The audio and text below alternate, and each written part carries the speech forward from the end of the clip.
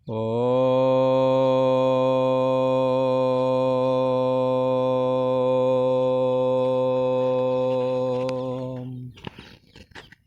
गुरु ब्रह्मा गुरु विष्णु गुरुदेव महेश्वरा गुरु साक्षात् परम ब्रह्म तस्मै श्री गुरुवे नमः।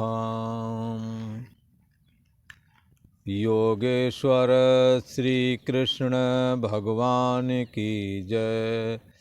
ऐं सरस्वत्यै नमः।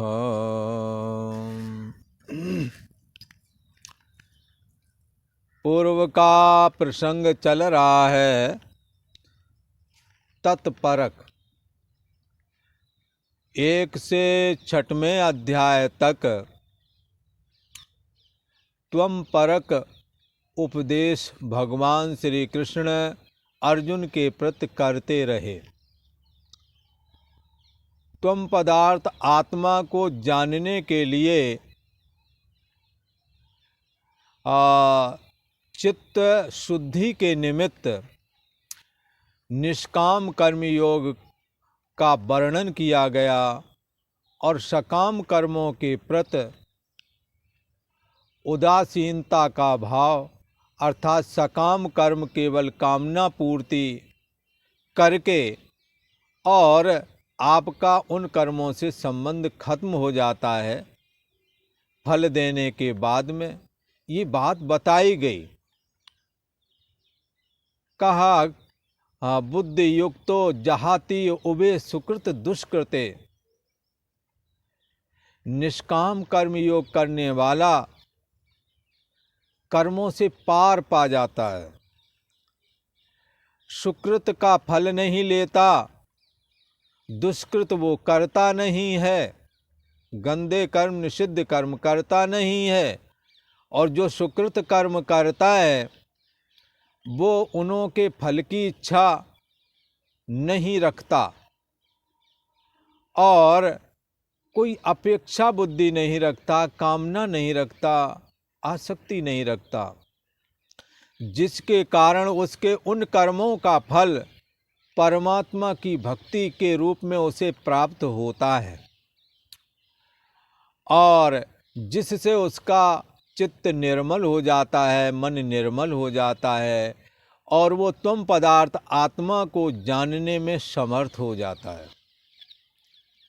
तो 1 से 6वें अध्याय तक त्वम परक उपदेश भगवान श्री कृष्ण अर्जुन को कर दिए हैं और त्वम का मतलब होता है जीव, और जीव शरीर के सहित दिखता है। जीव के अंदर में 2 पार्ट्स हैं, एक चेतन पार्ट, दूसरा जड़ पार्ट्स। जड़ पार्ट, जड़ भाग जो है ये तो शरीर है, मन है, इंद्रियां हैं, बुद्धि है। ये जड़ भाग के अंतर में इनको ग्रहण करना चाहिए और जो इसको जानने वाला है, जो इनका आश्रय और प्रकाशक भी है, वो है चेतन भाग। ये दोनों भाग जब मिले होते हैं तो जीव कहलाता है।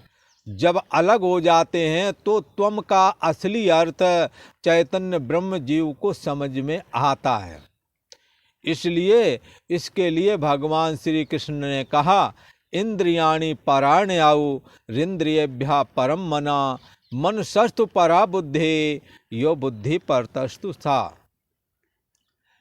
तो देह और जगत के अंतर इंद्रियां मानते हैं, इंद्रियों से भी प्रभावी और इंद्रियों का आश्रय इंद्रियां भी जिससे प्रकट होती हैं उसका नाम मन है और मन जिससे प्रकट होता है उसका नाम है बुद्धि।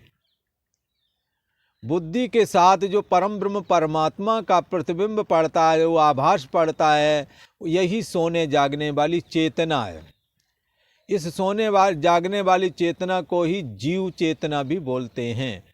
ये सोने जागने वाली चेतना भी जिसके द्वारा इसका होना ना होना जाना गया, उस अंतर्यामी आत्मा जिसको शास्त्र में परम ब्रह्म परमात्मा बोलते हैं, उसी को भगवान श्री कृष्ण का अंतर्यामी स्वरूप भी कहते हैं। उसी का सोने जागने वाली जो ये चेतना है, उसी का प्रतिबिंब अथवा आभास कहा जाता है। यही सोने जागने वाली चेतना ही जीव है, जो देह से तादात्म्य किए हुए है और मन और बुद्धि के धर्मों से अपने को बांधे हुए है। लिहाजा मैंने किया मैं भोगूंगा, मैं सुखी दुखी, मैं भूखा प्यासा, प्राण के धर्म ओढ़ लिए, मैं जन्मा, शरीर के जन्मना, अस्थि वृद्धि विपरिणाम अपक्षय और मृत्यु, ये जीव के औपाधिक जो धर्म हैं उनको ओढ़ रखा, जिस कारण वो चैतन्य परमात्मा से सदा अभिन्न होने पर भी इनसे जुड़ने की वजह से ये जीव भाव को प्राप्त हो गया। जैसे सूर्य का प्रतिबिंब दर्पण में पड़ता है तो दर्पण के हिलने पर वो अपना हिलना मानता है, जबकि सच्चाई ये है कि सूर्य आकाश वाला कभी हिलता नहीं, तो दर्पण वाला भी ना हिलने वाला ही है, पर दर्पण के हिलने की वजह से ही अपने को हिलने वाला मान रहा है। ऐसे भगवान श्री कृष्ण का जो अंतर्यामी स्वरूप है, जो बुद्धि देश का साक्षी है, जिसकी अभिव्यक्ति है और जाननापना के रूप में हो रही है, उसी का ये प्रतिबिंब है सोने जागने वाली चेतना है। ये चेतना ना तो कभी सोती है ना कभी जागती है, पर मन के सोने और जागने की वजह से इसको सोना और जागना लगता है।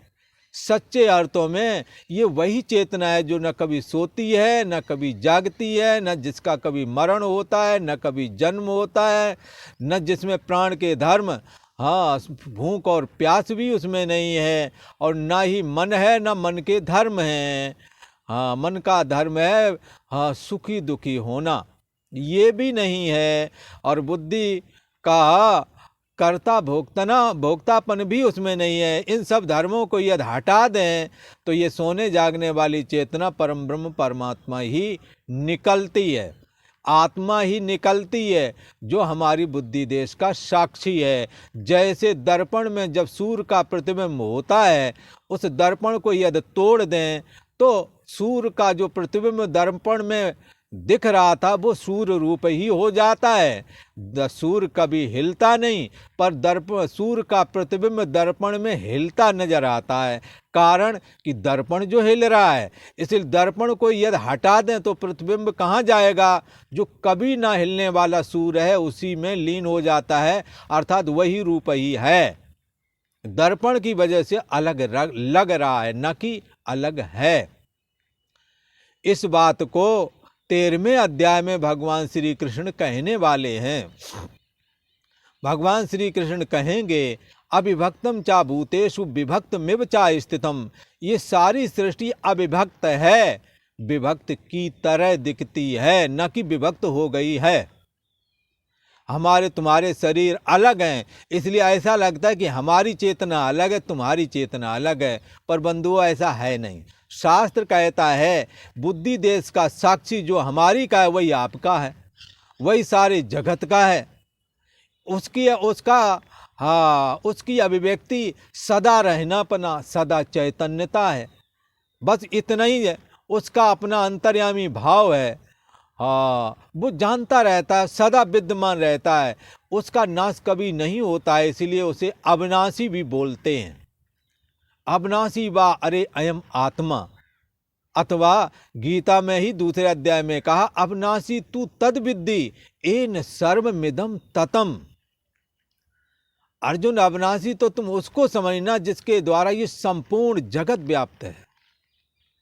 इस प्रकार से ये पहले से लेकर 6वें अध्याय तक जीव के स्वरूप का निरूपण किया गया, और जीव के स्वरूप को जानने के लिए चित्त शुद्धि के निमित्त निष्काम कर्म योग का निरूपण किया गया बड़े विस्तार से। तो तीसरे अध्याय में निष्काम कर्म योग, कर्म के बगैर हम नहीं रह सकते, या बहुत सारी चर्चाएं। फिर उसी कर्मयोग को और बारीकी पॉइंट में जाकर के चौथे अध्याय में कह दिया है। इस प्रकार से भगवान श्री कृष्ण ने साधकों के ऊपर बड़ी भारी कृपा की, गीता प्रेमियों के ऊपर बहुत बड़ी कृपा की है। अब भगवान श्री कृष्ण तत्परक उपदेश प्रारंभ कर रहे हैं, क्योंकि ये गीता ये सामवेद का जो उपनिषद छांदोग्य उपनिषद है, उसका जो महावाक्य है ये तत्वमसि, इस पर ही यही तत्वमसि का ही व्याख्यान है। तो तत् ईश्वर का ईश्वर परक है और तुम जीव परक है। जीव और ईश्वर, असी शब्द जो है ना, वो अभेद का कथन करता है। तो जीव के स्वरूप का तो निरूपण हो गया, जीव का साक्षी जो अंतर्यामी आत्मा है। तो इधर भगवान श्री कृष्ण कहते हैं बुद्धि देश का जो साक्षी अंतर्यामी आत्मा है वही हमारा अंतर्यामी रूप है। तो जीव का और ईश्वर का स्वरूप एक निकलता है। इसलिए अंतःकरण भाग को यदि छोड़ दें और उधर माया भगवान का हमारा मन अंतःकरण है या हमारा अंतःकरण मन है और भगवान का अंतःकरण माया है, अगर माया और मन दोनों को छोड़ दें तो दोनों का आश्रय प्रकाशक एक ही निकलता है। जैसे कि बड़ी लहर और छोटी लहर पानी में है, अलग अलग दिखती है, एक इस कोने में तो दूसरी उस कोने में, पर छोटी लहर का और बड़ी लहर का जो आश्रय और प्रकाशक पानी है, जिसको H2O मात्र कहते हैं, उसमें ना बड़ापन है ना छोटापन है, वो तो H2O H2O मात्र ही है, पानी मात्र है। उसमें पानी में लहर कहाँ है? गिलास में भर के देखो, वही पानी को लहर नहीं मिलेगी। तो क्या है फिर? ये लहर क्या था? पानी की ही अभिव्यक्ति लहर के रूप में हो रही थी। ऐसे ये जग हरि का रूप है, परम ब्रह्म परमात्मा की अभिव्यक्ति जगदाकार होकर के हो रही है। पर लहर भी लहर के रूप में पानी अभिव्यक्त होता है, पर लहर को जानने से पानी को आप नहीं जान सकते। पानी को जानने के लिए तो आप गिलास में भर के देखेंगे, पता लगेगा कि लहर तो है ही नहीं है। तो जगत को जानने से आपकी मुक्ति नहीं होगी। जगत को जगत का कौन आश्रय और प्रकाशक है? किसके आश्रय से जगत फुरता है? जगत का क्या स्वतंत्र वजूद है? आपके शरीर का, आपके मन का, आपकी बुद्धि का क्या स्वतंत्र वजूद है? यदि है तब तो ठीक है, पर ऐसा है नहीं, स्वतंत्र वजूद नहीं। जैसे लहरों का क्या स्वतंत्र वजूद है? आप ये खोज करेंगे तो पाएंगे लहर का स्वतंत्र वजूद नहीं है। लहर तो पानी, लहर के रूप में, लंबे लंबे आकार के रूप में पानी की ही अभिव्यक्ति हो रही है, ना कि लहर नाम की कोई वस्तु है। ये जगत के रूप में भी वो तत्परमात्मा, तत् का अर्थ होता है परमात्मा, उस परम ब्रह्म परमात्मा की ही अभिव्यक्ति देह और जगत के रूप में हो रही है। इसलिए जिन्होंने जाना, उन्होंने क्या जाना? ये जग हरि का रूप है। जिन्होंने लहर और तरंगों को जाना, उन्होंने क्या जाना? ये पानी का रूप है। पानी की ही अभिव्यक्ति इस रूप में हो रही है। इस परम ब्रह्म परमात्मा की ही अभिव्यक्ति देह और जगत में हो रही है, देह और जगत के रूप में हो रही है। इसलिए ये जग हरि का रूप है। ऐसा कहा, किसी ने कहा सब गोविंद है, गोविंद बिन नहीं और, गोविंद के अलावा और कुछ नहीं है, ऐसा कहा। भगवान श्री कृष्ण ने तुम परक व्याख्यान देने के बाद में, उपदेश देने के बाद में, अब भगवान श्री कृष्ण को तत्परक उपदेश कर रहे हैं।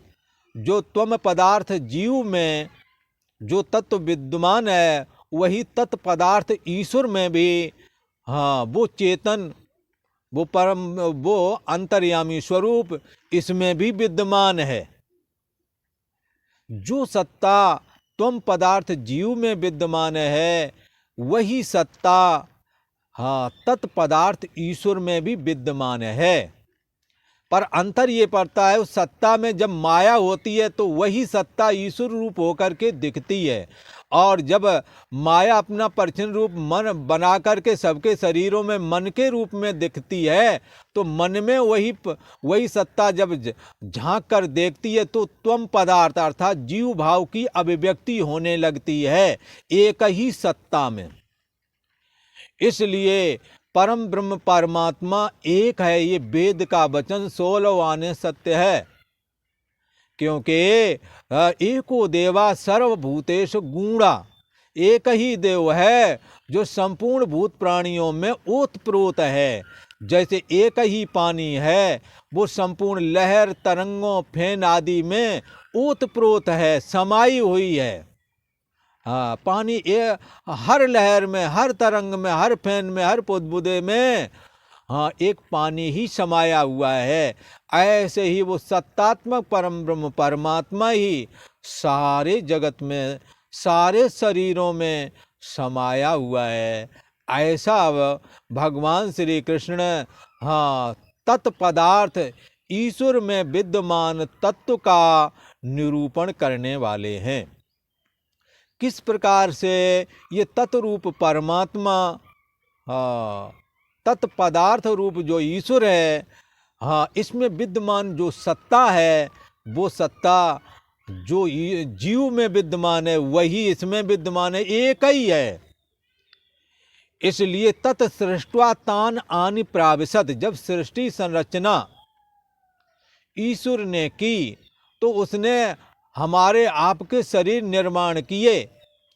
सत्तात्मक रूप से अपना जो उसका निज स्वरूप था उस स्वरूप से हाँ सब जीवों की बुद्धि देश का साक्षी भी वही बन गया। और अपना तो था ही, माया का आश्रय प्रकाशक उसका सत्तात्मक जो अंतर्यामी स्वरूप था वो माया का आश्रय प्रकाशक तो था ही, पर जब यही माया सभी के शरीरों में मन बन करके बैठ गई तो उस मन से भी झांकने लगा वही सत्तात्मक परमात्मा। इसलिए हाँ जो सबके उर रहे ज्ञान एक रस, ये वाला ज्ञान यदि सभी के अंदर एक रस हो जाए तो ईश्वर जीवें कहो भेद कस। यदि ये वाला ज्ञान सभी के अंदर हमेशा यदि विद्यमान रहे कि जो इसको चिंतन करता है, जो इसका श्रवण मनन निधिध्यासन करता है, उसके अंदर ये ज्ञान ठहर जाता है। यदि ये सभी के अंदर में ऐसा ठहर जाए तो फिर ईश्वर जीव का हाँ भाव ही खत्म हो जाए। ईश्वर जीव में कहो भेद कस, फिर ईश्वर और जीव के अंदर में भेद कैसा रह गया। इसलिए ये भेद तो मन और माया की वजह से है। मन परिच्छिन्न है, मन का समष्टि रूप माया है, माया का व्यष्टि रूप मन है, और दोनों में एक ही सत्ता जो भगवान श्री कृष्ण का अंतर्यामी रूप है वही दोनों में झांक रही है। एक में मैं ईश्वर हूँ ऐसा बोल रहा है वही भगवान श्री कृष्ण का अंतर्यामी स्वरूप, जिसको गीता आत्मा करके कह रही है, और वही मन में झांक रही है जो त्वम पदार्थ जीव बना हुआ है। इसलिए माया व्यापक है, इसलिए एक रचय जग गुण बस जाके प्रभु प्रेरित नहीं निजबल ताके, एक दुष्ट अतिशय दुख रूपा जही बल जीव परेउ भव कूपा। मन परिच्छिन्न है और मरण धर्मादेह से तादात्म्य किए हुए है। इसमें वो परम ब्रह्म परमात्मा का जो सत्ता है उस सत्ता का जो प्रतिबिंब पड़ता है वो जीव भाव को प्राप्त हो गया और देह के धर्मों में बंद करके पुनरप जननम पुनरप मरणम में फंसा हुआ है। और दूसरा माया शुद्ध सात्विक अंश से उत्पन्न है, हाँ पारदर्शी है। इसलिए ईश्वर को कभी ये अज्ञान हुआ ही नहीं कि हाँ मैं देव हूँ, जगत सत्य है। ईश्वर को कभी ऐसा अज्ञान नहीं होता। लिहाजा से शास्त्र और गुरु की जरूरत नहीं है। पर गुरु बिन भवनिधि तरह न कोई। वेद वचन है कि गो तद विज्ञानार्थम सा गुरुमेवाब गच्छेद, वो गुरु जी के ही पास में जाए।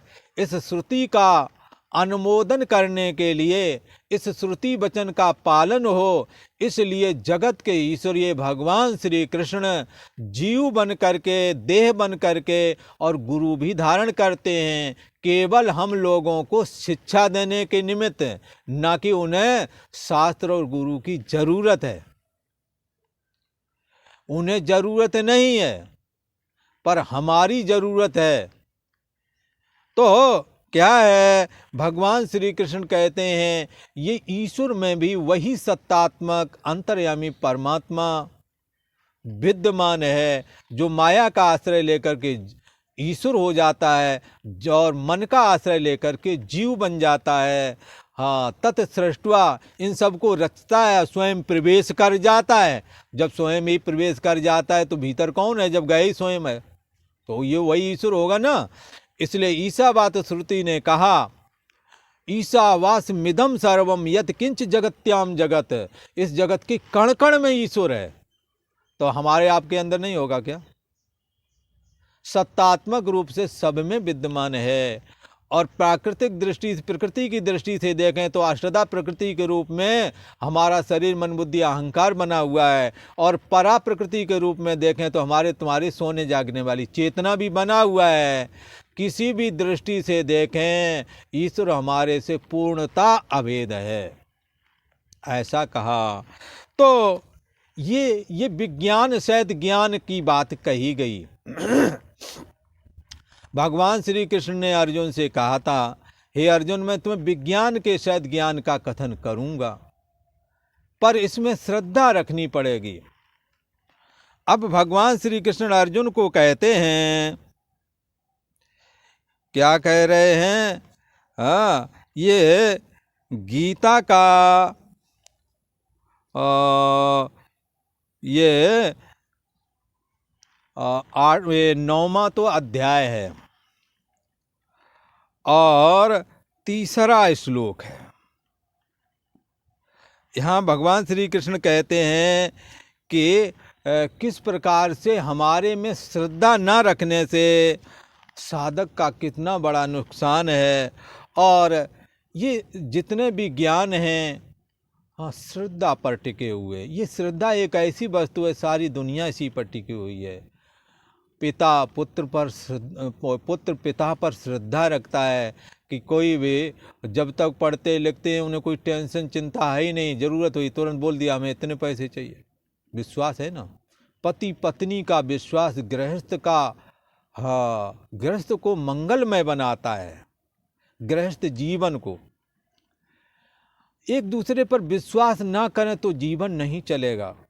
पर ज्ञान की जहाँ बात आवे, वहाँ वेद के वचन को बोलने वाला, वेद का पारदर्शी और परमात्मा में निष्ठा वाला यदि कोई साधु संत ऋषि महर्षि सन्यासी चाहे जो भी हो, उस पर श्रद्धा करनी चाहिए। जो वेद के अनुसार बोल रहा है, उपनिषद के अनुसार बोल रहा है, गीता और भागवत के अनुसार बोल रहा है, उसके वाक्यों में हमें श्रद्धा रखनी चाहिए।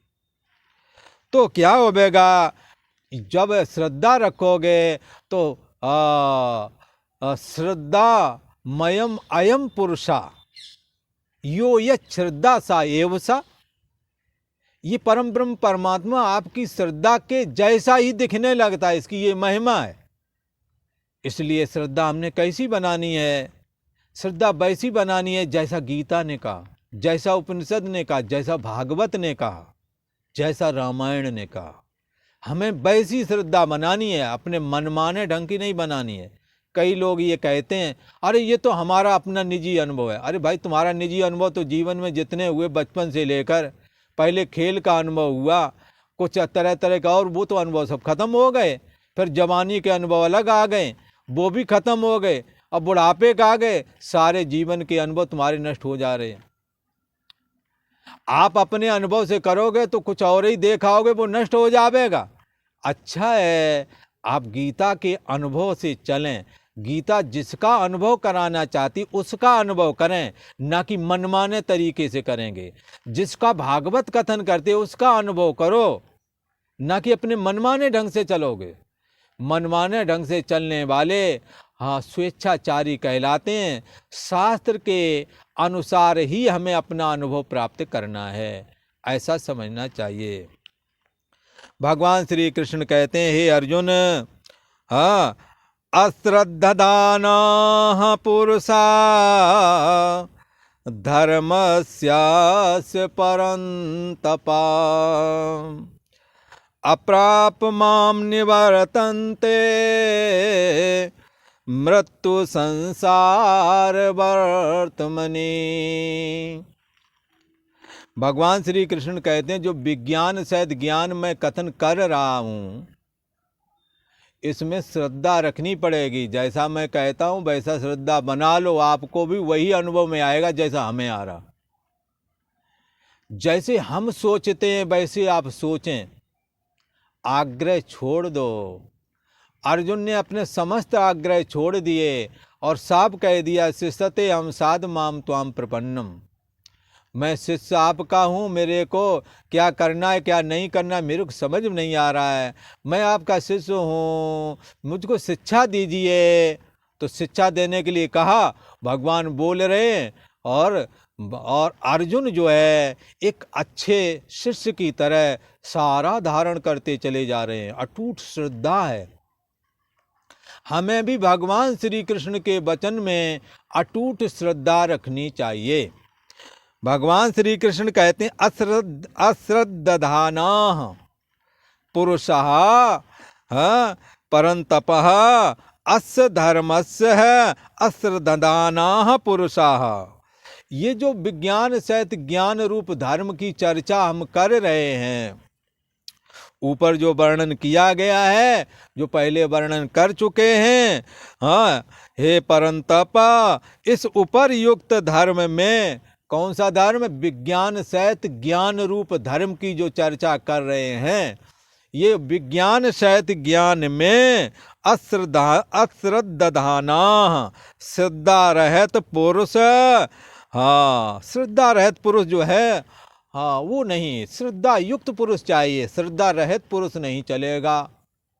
हाँ, भगवान श्री कृष्ण कहते हैं, श्रद्धा रहित पुरुष हाँ मुझको नहीं प्राप्त कर पाता। इसलिए मैं कहता हूँ अर्जुन, इस ज्ञान में दृढ़ श्रद्धा करनी पड़ेगी, तब हम जैसा बताते हैं वैसा ही उसको प्राप्ति होवेगी। भगवान श्री कृष्ण कहते हैं कि ये अश्रद्धालु जो पुरुष है, माम अप्राप्य, मुझको नहीं प्राप्त हो पाता। हाँ, मुझको प्राप्त न हो करके मृत्यु संसार वर्तमनि, हाँ, मृत्यु रूप संसार चक्र में निवर्तन्ते, भ्रमण करता रहता है। कई कहेंगे किसने परमात्मा देखा? हाँ, अरे किसने देखा, क्या बताने की जरूरत। सुबह सुबह सूर्य निकलता है, नदियाँ बहती चली जा रही हैं, हिमालय एक जगह है, ये क्यों नहीं खसकता? नदियाँ क्यों नहीं रुक जाती हैं? तुम कहोगे नहीं वो तो ढलान है, ये ढलान किसने बना दिया? हाँ, ये बोले तुम तो कहोगे कि भाई ये तो सूरज एक जगह है, पृथ्वी घूम रही इसलिए निकलता वाला। अब भाई ऐसा किसने सेटिंग की है? आप कर आए थे क्या? ये कौन है? ईश्वर नहीं तो क्या है? आपका एक परिवार है, आप उसके मुखिया हैं। आप जैसे सेटिंग करते हैं वैसा परिवार चलता है। इस सारी दुनिया की सेटिंग करने वाला ईश्वर नहीं है क्या? वो ईश्वर भगवान श्री कृष्ण है, जगत के एकमात्र आधार, जो देह धारण करके जीव भी बने 125 साल के लिए, और मन को स्वीकार करके त्वम पदार्थ जीव भी बन गए, और माया को स्वीकार करके जगत के ईश्वर हैं। सृष्टि रचना उत्पत्ति करने के लिए ब्रह्मा का रूप बनाते हैं, पालन के लिए विष्णु का रूप बनाते हैं, और श्रृंगार करने के लिए रुद्र रूप हो जाते हैं। और इन सबसे माया और मन से अलग भाव भी है, जो शुद्ध चेतन मात्र भाव है, जो भगवान श्री कृष्ण का अंतर्यामी रूप है। इस प्रकार से भगवान श्री कृष्ण कहते हैं, हे अर्जुन, हे परंतप, हे शत्रुओं को तपाने वाले अर्जुन, तुमने बाहर के समस्त शत्रुओं को जीत लिया, पर मन में बैठे हुए काम क्रोध आदि ये जो शत्रु हैं, इनको तुम क्यों कर विजय नहीं प्राप्त करते? इसलिए कहा, हे शत्रुओं पर विजय प्राप्त करने हारे, हे काम क्रोध पर विजय प्राप्त करने हारे अर्जुन, इस उपरयुक्त विज्ञान सहित ज्ञान में श्रद्धा रहित पुरुष क्या होता है उसके साथ?